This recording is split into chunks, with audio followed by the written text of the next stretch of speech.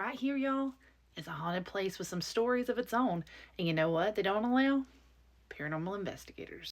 And it's just out of respect for the spirits, the people that run this facility prefer them to keep their privacy. Can't blame them. This is the Reynolds Homestead, located in Critz, Virginia.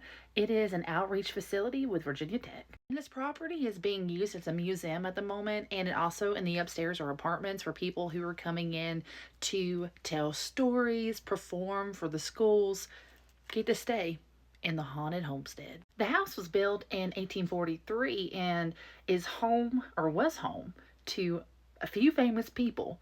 Oh, the Reynolds, like Reynolds wrap, Reynolds aluminum foil, and the man who manufactured camels, you know. Now, this house has had some tragedy, especially involving children. In the 1860s, 3 kids had lost their lives due to a smallpox vaccination that they were given.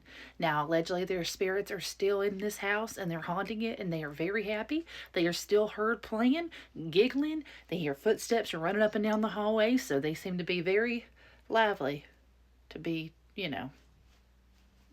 The worst traumatic unaliving in this house happened to Nancy Ruth Reynolds, who was born in 1906, and her tragedy happened in 1912 on Christmas morning. Well, she was excited about Christmas, and they had stockings hanging over the mantle right there above that same exact mantle. And when she reached up with her nightgown on to grab her stocking, well, her gown went up in flames, and she went running through the house on fire.